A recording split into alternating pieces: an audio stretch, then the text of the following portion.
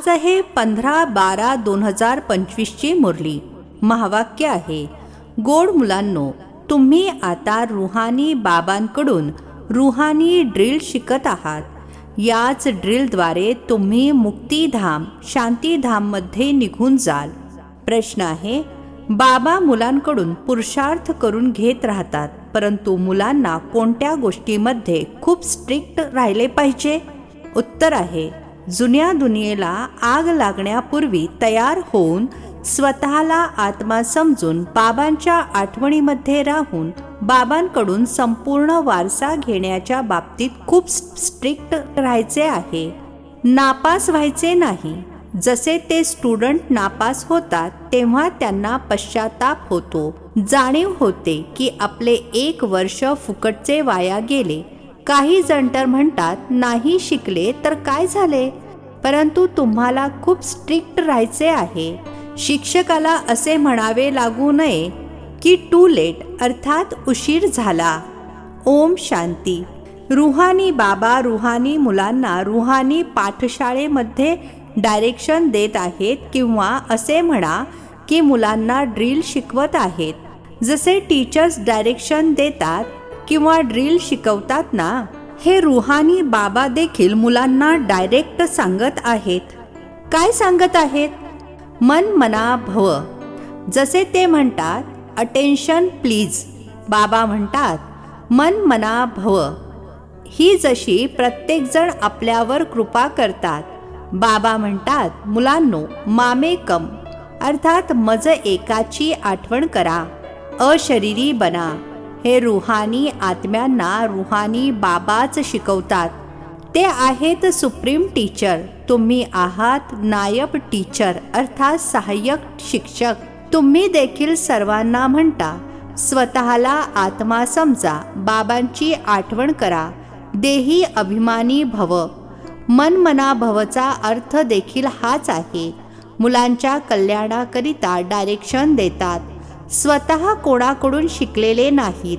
बाकीचे तर सर्व टीचर्स आधी स्वतः शिकून नंतर मग इतरांना शिकवतात. हे तर अर्थात शिवबाबा काही कुठे स्कूल इत्यादीमध्ये शिकून शिकवत नाही आहेत. हे फक्त शिकवतात. म्हणतात, मी तुम्हा आत्म्यांना रुहानी ड्रिल शिकवतो. ते सर्व अर्थात दुनियावाले देहधारी मुलांना शारीरिक ड्रिल शिकवतात. त्यांना ड्रिल इत्यादी देखील शरीराद्वारेच करायचे असते. यामध्ये काही शरीराची गोष्टच नाही. बाबा म्हणतात, माझे काही शरीर नाही आहे. मी तर ड्रिल शिकवतो, डायरेक्शन देतो. त्यांच्यामध्ये ड्रिल शिकवण्याचा ड्रामा प्लॅन अनुसार पार्ट भरलेला आहे. सेवा भरलेली आहे. येतातच ड्रिल शिकविण्याकरिता. तुम्हाला तमोप्रधानापासून सतोप्रधान बनायचे आहे. हे तर खूप सोपे आहे. बुद्धीमध्ये शिडी आहे की कसे 84चे चक्र फिरून खाली उतरलो आहोत. आता बाबा म्हणतात, तुम्हाला परत जायचे आहे. असे इतर कोणीही आपल्या फॉलोअर्सना अथवा स्टुडंटना सांगणार नाही की माझ्या रुहानी बाळांनो आता परत जायचे आहे. रुहानी बाबांशिवाय इतर कोणीही हे सांगू शकणार नाही. मुले समजतात, आता आपल्याला परत जायचे आहे. ही दुनियाच आता तमोप्रधान आहे. आपण सतोप्रधान दुनियेचे मालक होतो आणि मग 84चे चक्र फिरून तमोप्रधान दुनियेचे मालक बनलो आहोत. इथे दुःखच दुःख आहे. बाबांना म्हणतात, दुःख हरता सुख करता, अर्थात तमोप्रधानापासून सतोप्रधान बनविणारे एक बाबाच आहेत. तुम्ही मुले समजता, आपण खूप सुख पाहिले आहे. कसे राज्य केले ते आठवत नाही आहे, परंतु एम ऑब्जेक्ट समोर आहे. तो आहेच फुलांचा बगीचा. आता आपण काट्यापासून फूल बनत आहोत. तुम्ही असे म्हणणार नाही की कसा विश्वास ठेवावा. जर संशय असेल तर विनशंती शाळेतून पाय बाहेर ठेवलात तर शिक्षण बंद होईल. पद देखील विनशंती होईल. खूप नुकसान होईल. प्रजेमध्ये देखील कमी पद मिळेल. मुख्य गोष्टच ही आहे की सतोप्रधान पूज्य देवी देवता बनायचे आहे. आता तर देवता नाही आहात ना. तुम्हा ब्राह्मणांना समजले आहे. ब्राह्मणच येऊन बाबांकडून हे ड्रिल शिकतात. आतून आनंद देखील होतो. हा अभ्यास आवडतो ना?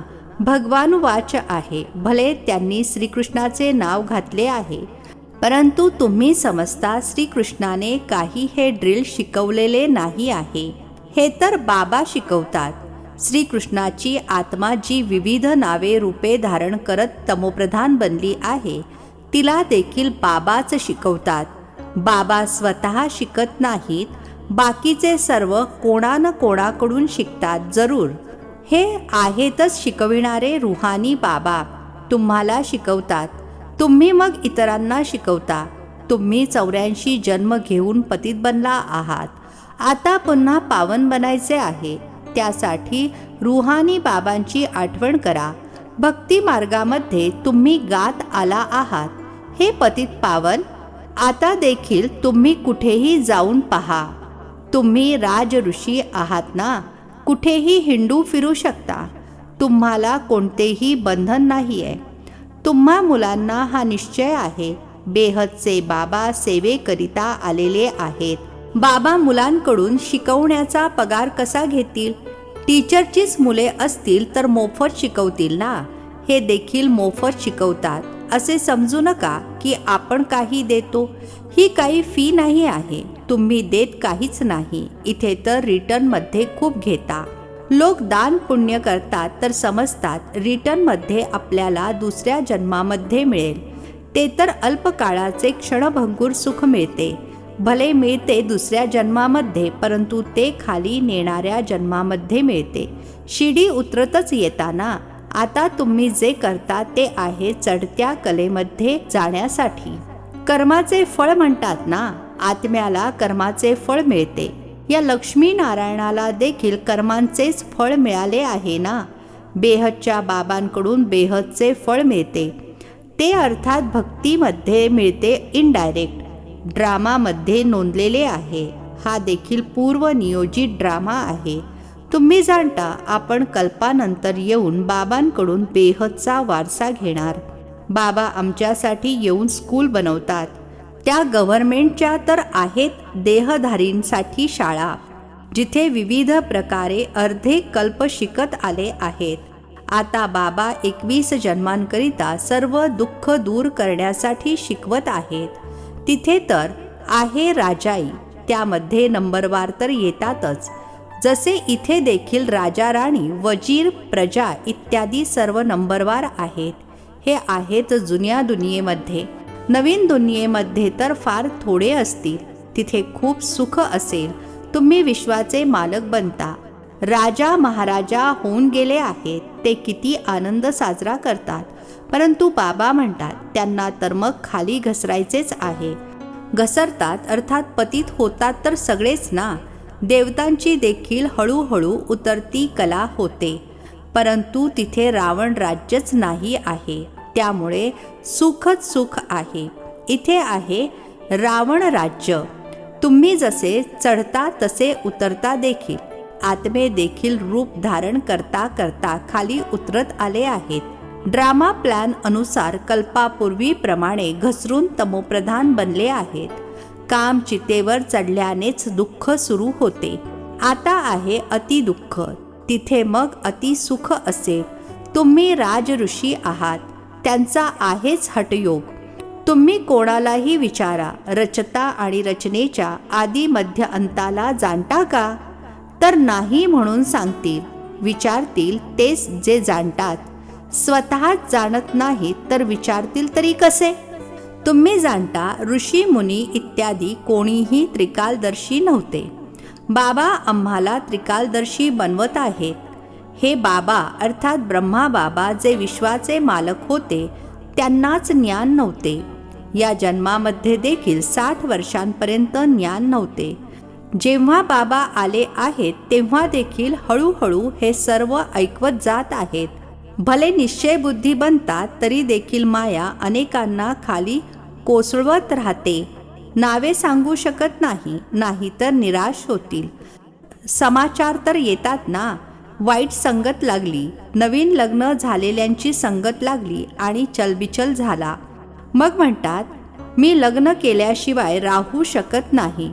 ठीक आहे, दररोज येणारा महारथी इथून अर्थात मधुबनमध्ये देखील कित्येकदा येऊन गेला आहे. त्याला देखील मायारूपी मगरीने येऊन पकडले आहे. अशा बऱ्याच केसेस होत राहतात. अजून लग्न केलेले नाहीये तर माया तोंडात टाकून गिळंकृत करत आहे. स्त्रीरूपी माया आकर्षित करत राहते.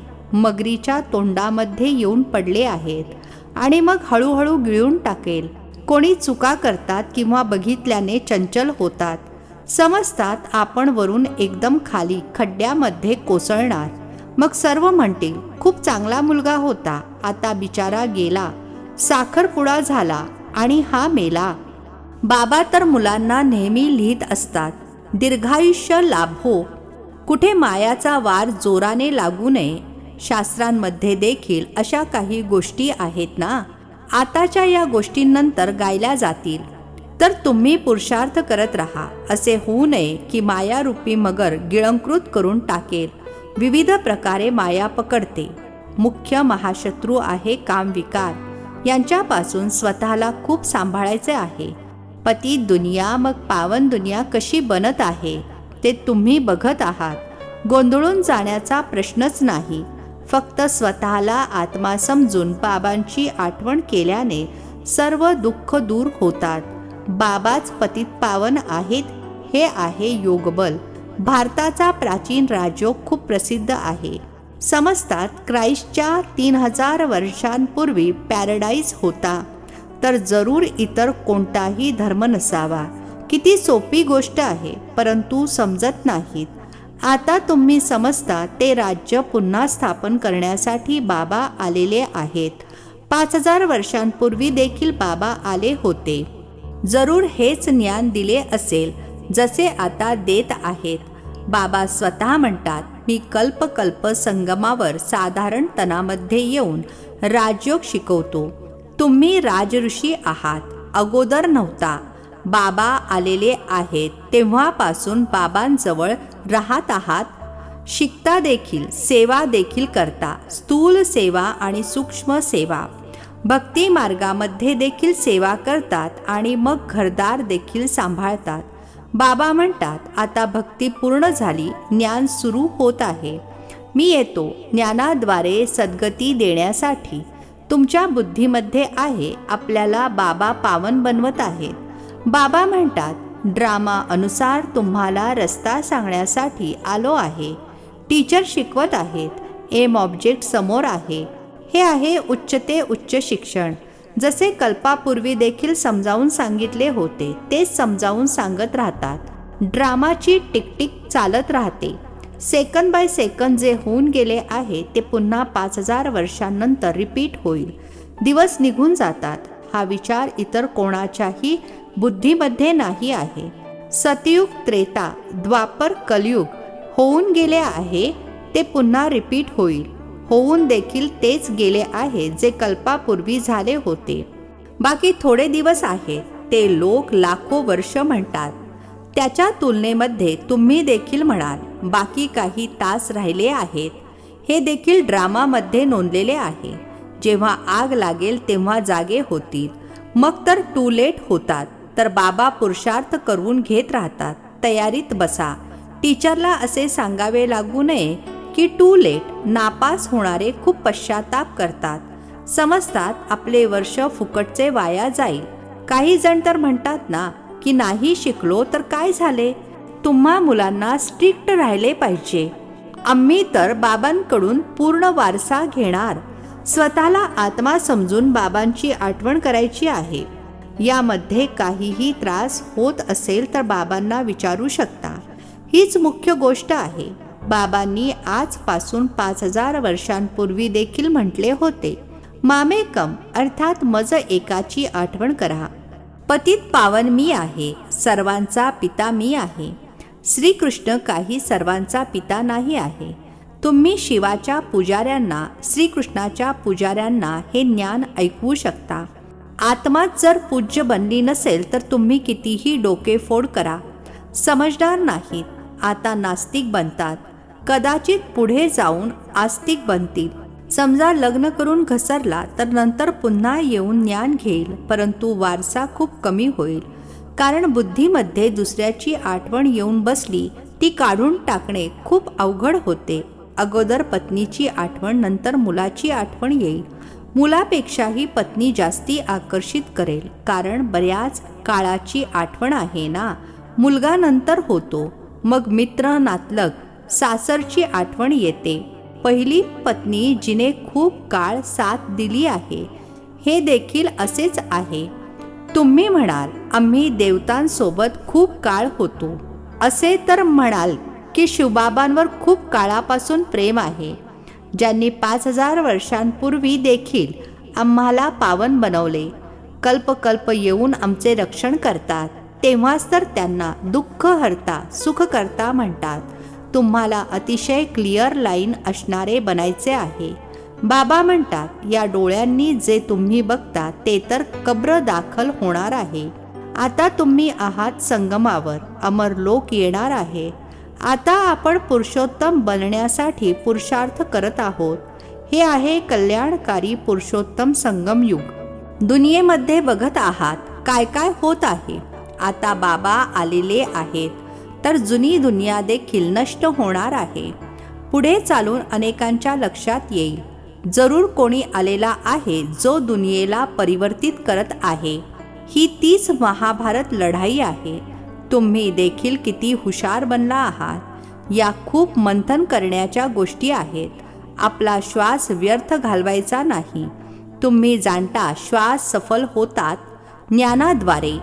अच्छा, गोड गोड खूप खूप वर्षांनंतर भेटलेल्या मुलांप्रती मात पिता बापदादांची प्रेमपूर्वक आठवण आणि सुप्रभात. आत्मिक पित्याचा आत्मिक मुलांना नमस्ते. आम्हा आत्मिक मुलांचा आत्मिक पित्याला नमस्ते. धारणेसाठी मुख्य सारांश आहे. पहिला पॉइंट आहे, मायेपासून वाचण्याकरिता संगदोषापासून स्वतःला खूप खूप सांभाळायचे आहे. आपली लाईन क्लिअर ठेवायची आहे. श्वास व्यर्थ घालवायचे नाहीत. श्वास ज्ञानाद्वारे सफल करायचे आहेत. दुसरा पॉइंट आहे, जितका वेळ मिळेल तितका योगबल जमा करण्यासाठी रुहानी ड्रिलचा अभ्यास करायचा आहे. आता कोणतीही नवीन बंधने बनवायची नाहीत. आजचे वरदान आहे, बाबांच्या छत्रछायेच्या अनुभवाद्वारे विघ्न विनाशकाची डिग्री घेणारे अनुभवी मूर्त भव. बाबांच्या छत्रछायेच्या अनुभवाद्वारे विघ्न विनाशकाची डिग्री घेणारे अनुभवी मूर्त भव. स्पष्टीकरण आहे, जिथे बाबांची सोबत आहे तिथे कोणीही काहीही करू शकत नाही. हा सोबत असल्याचा अनुभवच छत्रछाया बनतो. बाप दादा मुलांची सदैव रक्षा करतातच. पेपर येतात तुम्हा लोकांना अनुभवी बनविण्याकरिता. त्यामुळे नेहमी असे समजले पाहिजे की हा पेपर पुढच्या वर्गात नेण्यासाठी येत आहेत. याद्वारेच कायमसाठी विघ्न विनाशकाची डिग्री आणि अनुभवी मूर्त बनण्याचे वरदान मिळेल. जर आता कोणी थोडासा आरडाओरडा करतात किंवा विघ्न टाकतात तरीही हळूहळू शांत होतील. स्लोगन, जे वेळेवर सहयोगी बनतात त्यांना एकाचे पदमपटीने फळ मिळते. जे वेळेवर सहयोगी बनतात त्यांना एकाचे पदमपटीने फळ मिळते. अव्यक्त इशारे, आता संपन्न अथवा कर्मातीत बनण्याचा ध्यास धरा. जसे बघणे, ऐकणे आणि ऐकविणे हे विशेष कर्म सहजच अभ्यासामध्ये आले आहे, तसेच कर्मातीत बनण्याची स्टेज अर्थात कर्माला समेटण्याच्या शक्तीद्वारे अकर्मी अर्थात कर्मातीत बना. एक आहे कर्माच्या अधीन असल्याची स्टेज, दुसरी आहे कर्मातीत अर्थात कर्म अधिकारीची स्टेज. तर चेक करा, मज कर्मेंद्रियजित स्वराज्यधारी राजाचा राज्यकारभार ठीक चालला आहे ना? अच्छा, ओम शांती. नवनवीन मराठी व्हिडिओज प्राप्त करण्यासाठी सबस्क्राईब करा मराठी गॉडलीवूड चॅनलला.